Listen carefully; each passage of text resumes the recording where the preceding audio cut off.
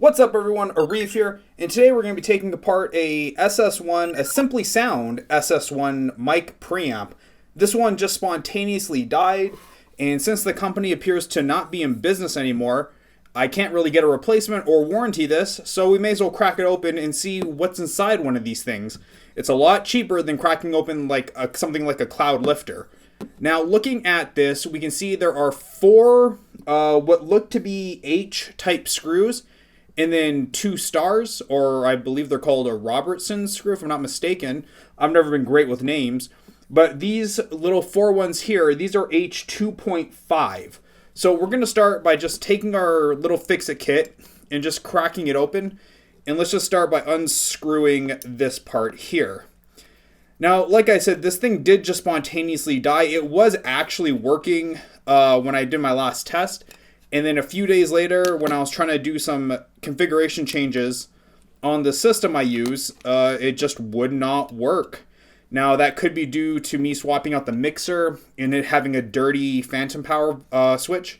I'm not sure. I will be throwing that mixer out, though, because, well, it's an Alesis Multimix 8, and let's be honest, it's not very good. I'm just going to put the screws in the case there so I can actually see them. As you can see, this background is not the greatest thing on the planet for me to use.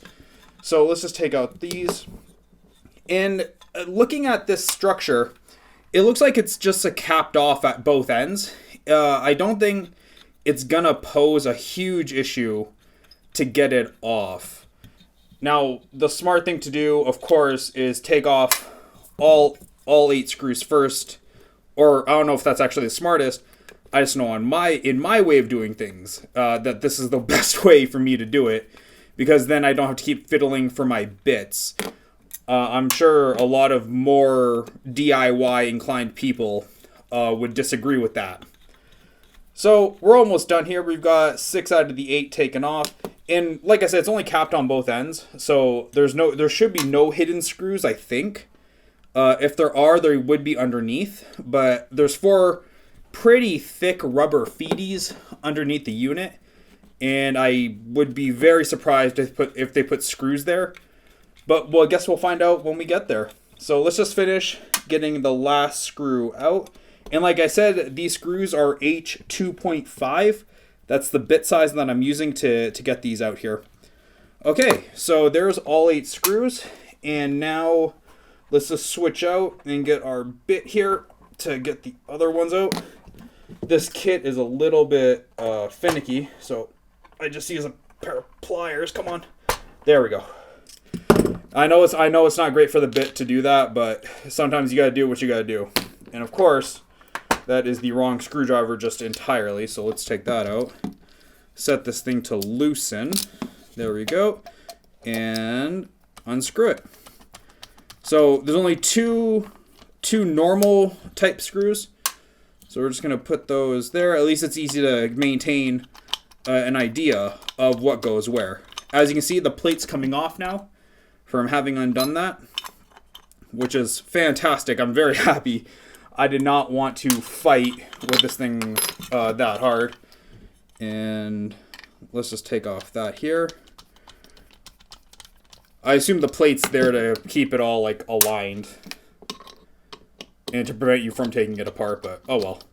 I'm very sad that this company went out of business. It's a very good company. I really do like this product. In fact, as I was looking to see if they were still in business, I saw their Facebook page, and in November they had a sale where these were only $30, and I would have bought all of them had I known. So, taking this apart, we can see it's actually a very, very simple structure. Let's get you zoomed in here. So you can see here, it's a very simple structure, not a whole lot. And looking at it, let's see here. Looking at it, I think I can see the problem. I don't know if this is a resistor or what this is, but I believe this part right here has gone bad. So if that's the case, then we can fix that. There also appears to be there's no burns on the PCB, which is, you know, a good sign. I don't know why this is broken, though, so that might also be a problem. But it doesn't look like it was capped off on the other end. So I'm not too sure if that's supposed to be like that or if that's supposed to complete the circuit. So I'll have to talk to somebody more smarter than myself about that. But yeah, at least the PCB looks good. The PCB doesn't look burned out, which is fantastic. The parts look relatively simple, all in all. So if the parts are that simple, we can just go and get them and just rebuild the whole board. I'm sure these parts are not going to be very much money. In fact, if I look through my robotics kits, I'm sure I can find all these resistors in my kit. And I have to find out what these orange ones are. I don't know if those are resistors. If you know what they are, I'll leave it in the comment box down below. But yeah, there we go, guys. So that is how to take apart a Simply Sound SS1. It's simply 10 screws all into 4, 8, 10. It's 12 screws all in to take one of these apart. But yeah, these are simple design, but I'm sure incredibly complex in their functionality. So guys, there you have it. Thank you so much for tuning in. If you like this video, please do like, comment, share, and subscribe. If you have ideas for other videos, leave it in the comment box down below or tweet me at LittleRex2015. And I'll see all of you on the next video, guys. Bye.